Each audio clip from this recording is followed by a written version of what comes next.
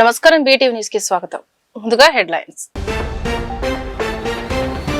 Sri Shakti team తో 2027 Mahanadu CM Chandrababu అధ్యక్షతన జరిగిన తెలుగుదేశం పార్టీ పోలిట్ బ్యూరో సమావేశం. మహానాడులో 20 తీర్మానాలు, రాజకీయ అంశాలపై విస్తృత చర్చ. ఏపీ సచివాలయంలో హాలిడే ఇన్ ఆంధ్రప్రదేశ్ పోస్టర్ను ఆవిష్కరించిన మంత్రి కందుల దుర్గేష్. రాష్ట్రంలో పర్యాటక రంగం అభివృద్ధికి అందరూ కలిసి సహకరించాలన్న మంత్రి. పర్యాటక రంగ అభివృద్ధికి స్టేక్ హోల్డర్స్ అందరూ భాగస్వాములు కావాలని పిలుపు. ఏపీలో భవన నిర్మాణ కార్మికులకు గుడ్ న్యూస్. భవన నిర్మాణ కార్మికులకు నిలిచిన సంక్షేమ పథకాల పునరుద్ధరణ, కార్మికులు యాజమాన్యం 2 కళ్లలా చూస్తామన్న మంత్రి సుభాష్. స్కాముల కోసమే చంద్రబాబు అమరావతి అంటున్నారన్న మాజీ సీఎం జగన్. కేసీఆర్ 615 కోట్లతో అత్యాధునిక సచివాలయాన్ని కట్టారన్న ప్రశంస. మావిగన్కు రాష్ట్ర ప్రజలు మద్దతు పలికారని వ్యాఖ్య. తెలుగుదేశం పార్టీ పోలిట్ బ్యూరో సమావేశంలో మహానాడు నిర్వహణపై కీలక నిర్ణయాలు తీసుకున్నారు. అమరావతిలో జరిగిన ఈ సమావేశంలో మహానాడు వేదికగా చేపట్టాల్సిన తీర్మానాలు, పార్టీ భవిష్యత్తు కార్యాచరణ, ప్రభుత్వ సంక్షేమ కార్యక్రమాల ప్రచారంపై విస్తృతంగా చర్చించారు. ఈసారి మహానాడులో మొత్తం 20 కీలక తీర్మానాలను ప్రవేశపెట్టాలని పోలిట్ బ్యూరో నిర్ణయించింది. వీటిలో ఆంధ్రప్రదేశ్ కు సంబంధించిన 10 తీర్మానాలు, తెలంగాణకు సంబంధించిన 4 తీర్మానాలు, అండమానికి సంబంధించిన 1 తీర్మానం, ఉమ్మడి అంశాలపై 4 తీర్మానాలు, రాజకీయ తీర్మానాలు ఉండనున్నాయి. రాష్ట్రం అభివృద్ధి, సంక్షేమ కార్యక్రమాలు, పెట్టుబడులు, మహిళా సాధికారత వంటి అంశాలకు ప్రాధాన్యత ఇవ్వాలని నిర్ణయించారు. రాష్ట్రంలో పర్యాటక రంగం అభివృద్ధికి అందరూ కలిసి సహకరించాలని పర్యాటక సాంస్కృతిక సినిమాటోగ్రఫీ శాఖ మంత్రి కందుల దుర్గేష్ పిలుపునిచ్చారు. ఏపీ సచివాలయంలో నిర్వహించిన వర్చువల్ సమావేశంలో మంత్రి పాల్గొని హాలిడే ఇన్ ఆంధ్రప్రదేశ్ పోస్టర్ ను ఆవిష్కరించారు. ప్రధానమంత్రి నరేంద్ర మోదీ పిలుపు, ముఖ్యమంత్రి చంద్రబాబు మార్గదర్శకత్వంలో రాష్ట్రంలో పర్యాటక రంగాన్ని వేగంగా అభివృద్ధి చేసేందుకు పలు కార్యక్రమాలు చేపడుతున్నామని తెలిపారు. పర్యాటక రంగ అభివృద్ధికి స్టేక్ హోల్డర్స్ అందరూ భాగస్వాములు కావాలని మంత్రి కోరారు. రాష్ట్ర అభివృద్ధిలో కార్మికులు యాజమాన్యాన్ని 2 కళ్లల్లా భావిస్తూ ప్రభుత్వం సమతుల్యంగా ముందుకు సాగుతుందని కార్మిక శాఖ మంత్రి వాసంశెట్టి సుభాష్ స్పష్టం చేశారు. కార్మికుల కోసం రాష్ట్ర వ్యాప్తంగా లేబర్ అడ్డాస్ ఏర్పాటు చేసి ఉపాధి, విశ్రాంతి, భోజన సదుపాయాలు కల్పిస్తామన్నారు. గత ప్రభుత్వం కార్మికుల సంక్షేమాన్ని పూర్తిగా నిర్లక్ష్యం చేసిందని విమర్శించారు. విజయవాడలోని తుమ్మలపల్లి కళాక్షేత్రంలో జరిగిన శ్రమశక్తి ఉత్తమ యాజమాన్య పురస్కారాలు 2026 ప్రధానోత్సవంలో ఆయన ముఖ్య అతిథిగా పాల్గొన్నారు. ఈ సందర్భంగా మంత్రి మాట్లాడుతూ ముఖ్యమంత్రి చంద్రబాబు నాయకత్వంలో కార్మికుల సంక్షేమం, భద్రత, ఉపాధి, ఆరోగ్యానికి అత్యంత ప్రాధాన్యత ఇస్తున్నట్లు తెలిపారు. గత ప్రభుత్వ హయాంలో నిలిచిపోయిన భవన నిర్మాణ కార్మికుల సంక్షేమ పథకాలను తిరిగి అమలు చేస్తున్నట్లు ప్రకటించారు. వివాహ కానుకగా 20,000, ప్రసూతి సహాయంగా 20,000, సహజ మరణానికి 60,000, అంత్యక్రియలకు 20,000 అందిస్తున్నట్లు వెల్లడించారు. 1924 వరకు ఈ శ్రమశక్తి అవార్డ్స్ అనేవి ఇవ్వటం మానేశారు. ఎందుకంటే వాళ్ళ ముఖ్య ఎజెండా వినాశనం. అలాగే మొత్తం ఈ కార్మిక శాఖని పూర్తిగా వినాశనం వైపు తీసుకెళ్లారు. కార్మికుడు ఆరోగ్యం పట్ల కానీ, సంక్షేమం పట్ల కానీ వాళ్ళకి ఎప్పుడు చిత్తశుద్ధి లేదు. అలాగే యాజమాన్యాన్ని రాచి రంపాన పెట్టి అనేక కంపెనీలని ఈ రాష్ట్రం నుంచి బయటికి పరిగెట్టించిన చరిత్ర ఇటు సాఫ్ట్వేర్ నుంచి అటు అండర్వేర్ కంపెనీల వరకు కూడా అన్నిటిని కూడా రాష్ట్రం నుంచి బయటికి తరిమేసే ప్రయత్నమే చేశారు. కానీ ఈజ్ ఆఫ్ క్లోజింగ్ బిజినెస్ అనేది వాళ్ళు ముఖ్య ఎజెండాగా గత 5 ఏళ్ళు చేశారు. కానీ ఈ మంచి ప్రభుత్వం వచ్చిన తర్వాత ఇటు అభివృద్ధి, ఇటు సంక్షేమంతో పాటు పెట్టుబడులు వెల్లువలా వస్తూ ఉన్నాయి. ప్రపంచ స్థాయిలోనే 2వ అతిపెద్ద ఇన్వెస్ట్మెంటు గూగుల్ క్లౌడ్ మన విశాఖను వెతుక్కుంటే ఇక్కడికి రావటం. అంటే గూగుల్ సర్చ్లో ఏదన్నా మనకు తెలియదు ఉంటే గూగుల్ సెర్చ్ మనం జనరల్గా సెర్చ్ చేసుకుంటూ ఉంటాం తెలియని విషయాల కోసం. మరి గూగుల్ సెర్చ్ ఆంధ్రను వెతుక్కుంటూ వచ్చిందంటే గౌరవ ముఖ్యమంత్రి నారా చంద్రబాబు నాయుడు గారు, లోకేష్ గారి కృషి వల్లని నేను సగౌరవంగా తెలియజేసుకుంటా ఉన్నాను. ఒక పక్కన అభివృద్ధి, ఒక పక్కన పెట్టుబడులు, ఒక పక్కన పోలవరం పనులు, అమరావతి పనులు, ఇవన్నీ కూడా సర్వవేగంగా జరగడంతో కార్మికులు, ఇటు భవన నిర్మాణ కార్మికులు, ఇటు అసంఘటిత కార్మికులు అందరూ కూడా చేతి నిండా పని దొరుకుతూ ఉంది. సుమారు 24 లక్షల ఉద్యోగాలకి ఈ వస్తున్న వెల్లువలో వస్తున్న పెట్టుబడులు ఇవన్నీ కూడా 24 లక్షల ఉద్యోగాలు ఇవ్వడానికి సర్వం సిద్ధమయ్యాయి. అయితే భవన నిర్మాణ కార్మికులు మేము వచ్చిన తర్వాత 1214 మేము ఇచ్చి ఏదైతే పథకాలన్నీ రద్దు చేశారో మళ్ళీ పథకాలన్నీ కూడా మేము నా గౌరవ ముఖ్యమంత్రి నారా చంద్రబాబు నాయుడు గారు మరి కార్మికుడి యొక్క కష్టాలు తెలుసు కాబట్టి వెంటనే సంక్షేమ పథకాలన్నీ కూడా అమల్లోకి తీసుకురావడం జరిగింది. అదేవిధంగా కార్మికుడు ఆరోగ్యం, భద్రత ఈ రెండు ముఖ్యం కాబట్టి భద్రత విషయాల్లో సేఫ్టీ ఆడిటింగ్ ఏజెన్సీస్ ఏవైతే ఉన్నాయో, సేఫ్టీ ఆఫీసర్స్ ఎవరైతే ఉన్నారో వాళ్ళందరికీ కూడా స్కిల్ ఇచ్చే విధంగా కొన్ని యూనివర్సిటీస్తో ఎంఓయూలు చేసుకోవడం జరిగింది. అదేవిధంగా అనేక hospitals, ESI hospitals for example Yalamanchili, Guntur ఇవన్నీ కూడా కొత్త ఈఎస్ఐ హాస్పిటల్స్కి సుమారు 12 కొత్త హాస్పిటల్స్కి మరి కొన్ని ల్యాండ్లు ఇవ్వడం జరిగింది. యలమంచిల్లో అయితే ప్రారంభానికి కూడా 30 బెడెడ్ హాస్పిటల్ ప్రారంభోత్సవానికి కూడా సిద్ధంగా ఉన్నాయి. అలా ఒక్కొక్క అడుగు కూడా అభివృద్ధి వైపు తీసుకెళ్తా ఉన్నాం. హాస్పిటల్స్ అన్నీ కూడా అలాగే 150 బెడెడ్ సూపర్ స్పెషలిస్ట్ హాస్పిటల్ కూడా విజయవాడలో పెట్టబోతా ఉన్నాం, అమరావతిలో. అలాగే 50 మెడికల్ సీట్స్ ఈఎస్ఐ హాస్పిటల్ కూడా, మెడికల్ కాలేజీ కూడా విశాఖపట్నంలో పెట్టబోతా ఉన్నాం. ఇవన్నీ కూడా సూచనప్రాయంగా కేంద్రం. చంద్రబాబు ఆంధ్రప్రదేశ్ ముఖ్యమంత్రిగా ఉండటం రాష్ట్ర ప్రజలు చేసుకున్న పెద్ద దురదృష్టమని వైసీపీ అధినేత జగన్ తీవ్ర వ్యాఖ్యలు చేశారు. చంద్రబాబు తీసుకుంటున్న నిర్ణయాల వల్ల భవిష్యత్తులో కూడా ఏపీకి రాజధాని లేకుండా పోయే ప్రమాదం ఉందంటూ ఆయన ఆందోళన వ్యక్తం చేశారు. తాము ప్రతిపాదించిన మావిగన్ పేరు ఎత్తితేనే చంద్రబాబుకు గుండె ఆగిపోయేలా ఉందని, భయంతో మంత్రులతో బూతులు మాట్లాడిస్తున్నారని జగన్ విమర్శించారు. రాష్ట్ర ఆర్థిక పరిస్థితుల దృష్ట్యా 0 నుంచి ప్రారంభించాల్సిన అమరావతి కంటే ఇప్పటికే అన్ని సదుపాయాలు ఉన్న మావిగన్ ప్రాంతాన్ని ప్రత్యామ్నాయంగా చూపించామని జగన్ స్పష్టం చేశారు. చేయూతనిస్తూ మేము తీసుకొని పోతే చంద్రబాబు నాయుడు గారి హయాంలో అక్క చెల్లెమ్మల పరిస్థితి ఎంత దారుణంగా పడిపోయిందనంటే పొదుపు సంఘాల పరపతి 0 వడ్డీ సైతం అక్క చెల్లెమ్మలకు రాని పరిస్థితి. ఆసరా కథ దేవుడెరుగు, చేయూత కథ దేవుడెరుగు.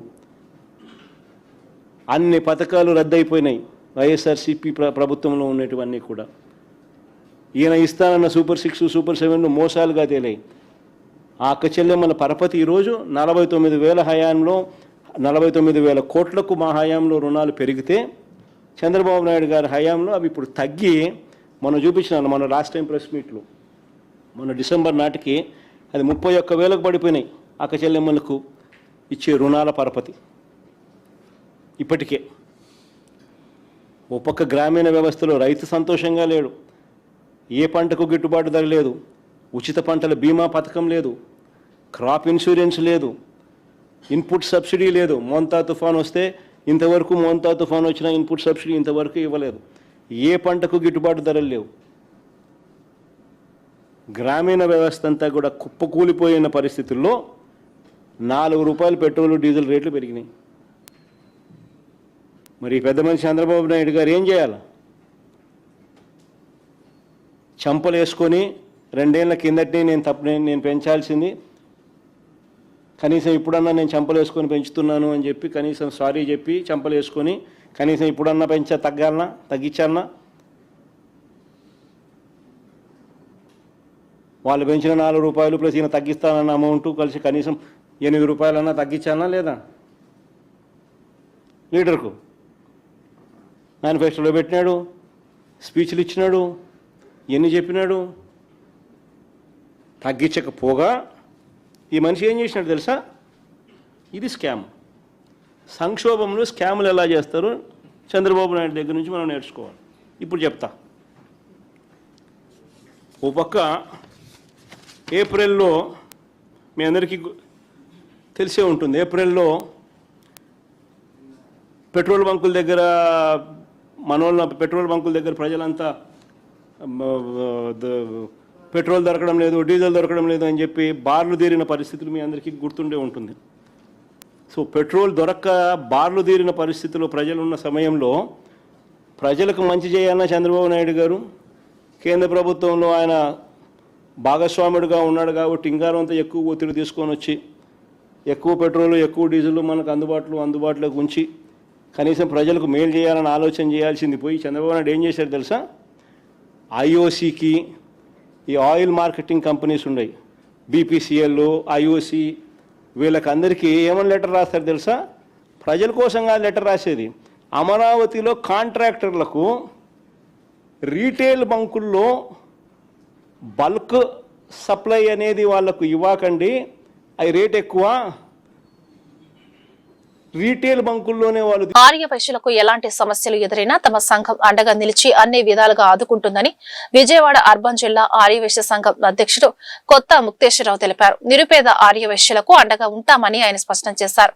ఆర్యవైశ్య కమిటీల్లో అన్ని నియోజకవర్గాలకు సమ ప్రాధాన్యత ఇస్తూ కల్పిస్తున్నట్లు ఆయన వెల్లడించారు. విజయవాడ అర్బన్ జిల్లా ఆర్యవైశ్య సంఘం నూతన అధ్యక్షుడిగా ఇటీవల నియమితులైన కొత్త ముక్తేశ్వరరావు ఆధ్వర్యంలో నగరంలో ఆర్యవైశ్య యువజన మహిళా సంఘాల మరియు సేవదళ కమిటీల ఏర్పాటు చురుగ్గా సాగుతుంది. 2026-28 సంవత్సరాలకు గాను ఈ నూతన కమిటీలను విస్తృతంగా విస్తరిస్తున్నారు. ఇందులో భాగంగా మహిళా విభాగం కమిటీని ఇప్పటికే ప్రకటించగా ఆర్యవైశ్య యువజన సంఘం నూతన కార్యవర్గాన్ని ప్రకటించారు. నా పేరు కొత్త ముక్తేశ్వరరావు. విజయవాడ అర్బన్ జిల్లా ఆర్యవైశ్య సంఘానికి ఇటీవలే అధ్యక్షునిగా నేను నియామక పత్రం తీసుకోవడం జరిగింది. అలాగే మా ఆధ్వర్యంలో మన విజయవాడ సిటీలో మహిళా సంఘం, అలాగే యువజన సంఘం, సేవాదల్ ఈ కమిటీలు కూడా వేస్తూ ఉన్నాం. ఇందులో భాగంగా నిన్ననే మీకు మా మహిళా సంఘం అందరినీ కూడా మనం మహిళా విభాగం ప్రెసిడెంట్, సెక్రటరీ, ట్రెజరర్ అందరినీ నియమించడం జరిగింది. అలాగే ఈరోజు యువజన సంఘం అధ్యక్షుడిగా ఉత్సాహవంతుడు మన పాలకుర్తి మోహిత్ గారికి అధ్యక్షుడిగా మనం నియామక పత్రం ఇప్పుడే ఇవ్వడం జరిగింది. ముఖ్యంగా ఏంటంటే మన ఆర్యవైశ్య సంఘం మహాసభ అనుబంధంగా ఉన్నటువంటి ఈ యొక్క ఆర్యవైశ్య సంఘంలో ఇల్లూరి లక్ష్మీ గారు మహాసభ అధ్యక్షులుగా ఉన్నారు. అలాగే మనకి విజయవాడలో కార్పొరేషన్ చైర్మన్గా డూండి రాకేష్ గారు ఉన్నారు. వీళ్ళందరి ఆధ్వర్యంలో ఈ యొక్క ఆర్యవైశ్య సంఘం అనేది ఈ 2026-28 సంబంధించి కమిటీలు వేయడం జరుగుతూ ఉంది. నన్ను అధ్యక్షుడిగా ఎన్నుకున్నందుకు మన పెద్దలందరికీ కూడా ధన్యవాదాలు తెలియజేసుకుంటూ, అలాగే మన సంఘంలో నుంచి ఎవరైతే కమిటీలో ఉత్సాహంగా ఉన్నారో వాళ్ళందరికీ కూడా ఒక 10 రోజుల క్రితం మేము మెసేజ్ ఇవ్వడం జరిగింది. చాలామంది ఉత్సాహవంతులు ముందుకు వచ్చారు. ముఖ్యంగా మనం ఏం చేస్తున్నామంటే ఇప్పుడు విజయవాడ సిటీ అన్ని నియోజకవర్గాల్లో కూడా మన కమిటీలో సభ్యులు ఉండే విధంగా. జై వాసవి. నాకు ఈ అవకాశం ఇచ్చిన ముక్తేశ్వరరావు గారికి ధన్యవాదాలు చెప్పుకుంటున్నాను. యాజ్ ఏ ప్రెసిడెంట్గా నేను ఏం సేవలు చేయాలో అన్నీ చేస్తాను, అందరికి సపోర్ట్ చేస్తాను. నాకు ఈ ఛాన్స్ ఇచ్చినందుకు ధన్యవాదములు. అంతే. జై వాసవి అండి. ఈ అవకాశం కల్పించిన ముందు మా కొత్త ముక్తేశ్వరరావు గారికి కానివ్వండి, మా డూండి రాకేష్ అన్నకు కానివ్వండి, ముందుగా ధన్యవాదములు. ఈ అవకాశాన్ని నేను సద్వినియోగం చేసుకుంటానని మనస్ఫూర్తిగా చెప్తున్నాను. Thank you. సెంట్రల్ నియోజకవర్గంలో కొత్త డివిజన్ల పునర్విభజనపై ఎమ్మెల్యే కార్యాలయంలో విస్తృత స్థాయి సమావేశం జరిగింది. మున్సిపల్ కార్పొరేషన్ వార్డుల సంఖ్య 64 నుంచి 86కు పెరగడంతో సెంట్రల్ నియోజకవర్గంలోని డివిజన్లు 21 నుంచి 29కి పెరిగిన నేపథ్యంలో ఈ సమావేశం నిర్వహించారు. ఎమ్మెల్యే బోండా ఉమా మాట్లాడుతూ నగర అభివృద్ధి, జనాభా పెరుగుదల, పట్టణీకరణను దృష్టిలో పెట్టుకుని ప్రభుత్వం ఈ నిర్ణయం తీసుకుందని తెలిపారు. ప్రజలకు మెరుగైన పాలన, వేగవంతమైన అభివృద్ధి పనుల కోసమే డివిజన్ల పునర్విభజన చేపట్టినట్లు చెప్పారు. ముసాయిదా డివిజన్లపై ప్రజల పార్టీ నాయకులు తమ అభిప్రాయాలు, సూచనలు వారం రోజులుగా కార్పొరేషన్ కు తెలియజేయవచ్చన్నారు.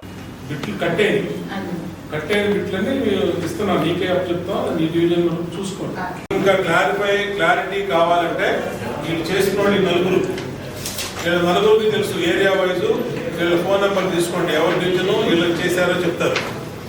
ఆ డివిజను మీకు ఏ డౌట్లు ఉన్నా అక్కడ ఫీల్డ్లోకి వచ్చి ఎక్స్ప్లెయిన్ చేస్తారు, లేదంటే మీ ఆఫీస్కి వచ్చి ఎక్స్ప్లెయిన్ చేస్తారు. వీళ్ళ నెంబర్లో కలెక్ట్ చేసుకోండి. వాళ్ళే రెస్పాన్సిబిలిటీ మీకు అన్నీ ఎక్స్ప్లెయిన్ చేసి మీరు ఏ డౌట్ ఉన్నా వాళ్ళే చెప్తారు. కలిపి ఒకటి కొత్త డివిజన్, దాంట్లో సగం దీంట్లో సగం. ఇది కొత్తగా 74 కొత్తగా 74 ఈ 2 డివిజన్లు 4 అయితే 4 కూర్చొని మాడుకోవాలి, షిఫ్ట్ చేసుకోవాలి. తర్వాత పాత నిర్మాణం నుంచి ప్రారంభమై ఫ్రంట్ సెట్ మెడోస్ లేఅవుట్ పక్కన దక్షిణ దిశగా చర్చి కొత్త కోడల జంక్షన్ దగ్గర ఈశాన్య సరిహద్దు ప్రారంభమై బ్లెస్సింగ్ హోమ్ చర్చ్ దగ్గర దక్షిణ దిశగా సాగుతూ ఎంకే బేగ్ స్కూల్ వెనక భాగంలోని డెడ్ ఎండ్ వరకు చేరారు. ఆ రోజు ఎంకే బేగ్ స్కూల్ వెనక రోడ్డు వరకు వస్తుంది. అక్కడ నుంచి తూర్పు దిశగా ఓల్డ్ మసీద్ వరకు, పాత మసీద్ వరకు, తర్వాత దక్షిణ దిశగా పాత మసీద్ రోడ్డు వెంట సాగుతూ రైల్వే ట్రాక్ వరకు వస్తుంది. రానున్న వర్షాకాలాన్ని దృష్టిలో ఉంచుకుని నగరంలో జరుగుతున్న డ్రైన్ నిర్మాణ పనులను వేగవంతం చేసి ముందుగానే పూర్తి చేయాలని నగరపాలక సంస్థ కమిషనర్ ధ్యానచంద్ర అధికారులను ఆదేశించారు. Bandar road, NTR circle road, Krishnaveni school road, Ramalingeswara Nagar ప్రాంతాల్లో జరుగుతున్న పనులను పరిశీలించిన కమిషనర్ వర్షపు నీరు నిల్వ కాకుండా ముందస్తు చర్యలు చేపడుతున్నామని తెలిపారు. నిర్మాణ పనుల్లో నాణ్యత ప్రమాణాలు తప్పనిసరిగా పాటించాలని సూచించారు. 5 ఏళ్ల వైసీపీ పాలన అరాచకాలు, విధ్వంసాలు, హత్య రాజకీయాలతో నిండిపోయిందని టీడీపీ నేత మాజీ మంత్రి దేవినేని ఉమామహేశ్వరరావు తీవ్రస్థాయిలో విమర్శించారు. వైఎస్ జగన్మోహన్ రెడ్డి చేస్తున్న వ్యాఖ్యలు ప్రజలను మభ్యపెట్టే ప్రయత్నమేనని మండిపడ్డారు. పరిటాల రవి హత్య నుంచి బాబాయి వివేకానందరెడ్డి హత్య వరకు జరిగిన ఘటనలను ప్రజలు మర్చిపోలేదన్నారు. గొల్లపూడిలో నిర్వహించిన మీడియా సమావేశంలో ఆయన మాట్లాడుతూ వైఎస్ జగన్మోహన్ రెడ్డి చేస్తున్న వ్యాఖ్యలు ప్రజలను మభ్యపెట్టే ప్రయత్నమేనని మండిపడ్డారు. పరిటాల రవి హత్య నుంచి బాబాయి వివేకానందరెడ్డి హత్య వరకు జరిగిన ఘటనలను ప్రజలు మర్చిపోలేదన్నారు. బాబాయి హత్య కేసులో న్యాయం చేయాలని అడిగిన సొంత చెల్లిని కోర్టుల చుట్టూ తిప్పుతూ మరోవైపు తమ్ముడిని సమర్థించడం జగన్కే చెల్లిందన్నారు. రాజకీయ లబ్ధి కోసం కుటుంబాన్ని ఉపయోగించుకున్న చరిత్ర వైసీపీదేనని విమర్శించారు. తాడేపల్లి ప్యాలెస్ మీడియా సమావేశానికి వచ్చింది. ఈరోజు 5 ఏళ్ల పరదాల పరిపాలన జగన్మోహన్ రెడ్డి మర్చిపోయినట్టున్నారు. మనం మర్చిపోయిన చరిత్ర మర్చిపోదు, వాస్తవాలను కప్పించలేరు. మీరు చేసిన విధ్వంసం 5 ఏళ్ల పరిపాలనలో పుంకాలుగా పుస్తకాలు ఇవాళ కూడా రాష్ట్రంలో పోలీస్ అధికారులు సగం మందికి మీరు చేసిన అరాచకాలు, కుట్రలు, కుతంత్రాలు, దోపిడీ, మీ పరిపాలనలో జరిగిన ఈ విధ్వంసం ప్రజావేదిక దగ్గర నుంచి మొదలుపెట్టారు. ఇవాళ మీరు నీతులు చెప్తున్నారా? చేసిన అరాచకాలు మర్చిపోయారా? చేసిన దుర్మార్గాలు మర్చిపోయారా?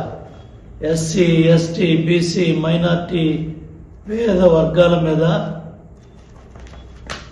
ఇసుక, మట్టి, బూడిద, లిక్కర్, నాసిరకం మద్యం, వీటన్నిటి మీద ల్యాండు, శాండు, వైను, మైను, వీటి మీద మీరు చేసిన దోపిడీ మర్చిపోయారా? 32,000 కోట్ల లిక్కర్ కుంభకోణం,